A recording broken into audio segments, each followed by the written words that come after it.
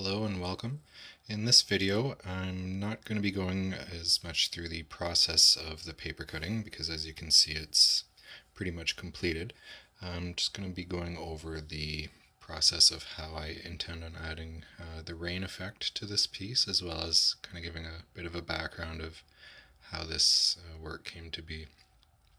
So first of all, I do plan on adding rain to this piece.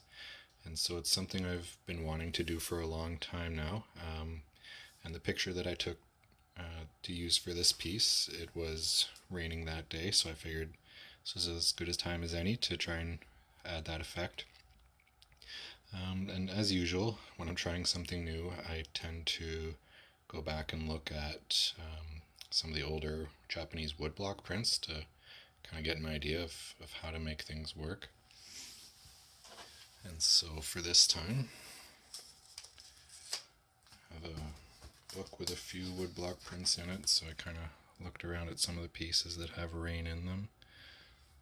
So there's one there. There's another there. And this one's a bit more well-known, Hiroshige print, so he's obviously added rain there. So what I've come to realize is pretty much anything that can be done through the medium of woodblock prints I can do with paper cutting. So with that inspiration, I'd completed this paper cutting, and what I did is I thought maybe of adding the rain in on this piece on itself on the black layer, but I tried that a little bit. It didn't really work. So what I did is I took another separate piece of black paper and I kind of made the raindrops, quote unquote, with this piece. So the challenge obviously was to make all of the raindrops connected so it could stay as one piece. And then I'm going to take this rain and add it on there. So I'm going to glue it on there. I'm going to spray glue the rain, kind of lay it down, and then lay the paper cutting on top of that. This is the first piece that I've done with this effect, and I think based on what I see so far, it's going to turn out really well.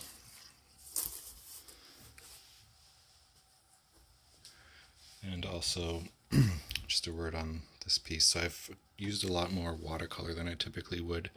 So I usually will just use it for the sky, but for this one, to get the kind of bit of the reflection effect in the pathway there, I've used it. And also with the trees in the background there, and then with some of the stone portions, I think it looks a lot better with a bit of a gradation within the piece. So kind of see each one there, and then obviously some colored paper as well. So I have done some pieces also with snow, but snow, this is a reproduction of a piece I did, but with snow you can kind of make each individual snowflake, and quote unquote snowflake. And I glued those on individually, but with the rain I decided to, instead of cut each individual raindrop out, obviously I decided to go with a whole sheet of paper there and add that on. So this paper cutting is taken from a picture I took at Eigenji Temple. It's Eigenji in English. It's a temple in the town of Daigo in Ibaraki Prefecture. So I visited there in 2016. I went there to visit someone, and then decided to just stay a few days and walk around, just kind of explore, because I had never been to that area before. And I didn't even really know this temple existed before I went. Just kind of a stroke of luck that I stumbled upon it. Actually got lucky in a few ways that day because it was, number one, it was raining. So in August it gets very, very hot in Japan. So luckily that weather helped cool things down and made it a lot easier to walk around. And also Because of the weather, I guess there was no one else on the entire mountain where the temple is situated, so kind of had the whole place to myself, which added to the experience. Um, so, as I said, it's located on a bit of a mountain, not too high up, but it was a really amazing experience kind of walking up there, um, just to see the temple on my own and then explore around. There's a cemetery in behind it amongst forest, so it's just a really, really unique experience that I'm really glad I had.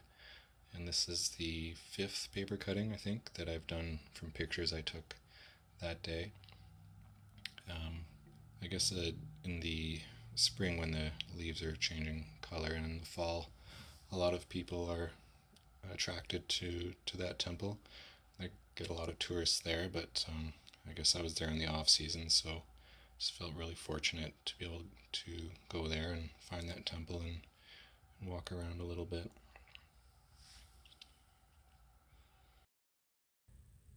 So I've completed the piece. I've glued the rain on and put it in the mat. So kind of show up close here. As you can see, the rain is attached on there.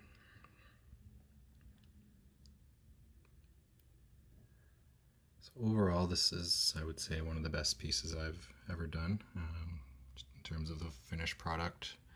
And also, it's fairly rare for a piece to come out this close to the way I had envisioned when I first was planning it out. So I'm really, really happy with how it turned out. So thanks for watching, and see you next time.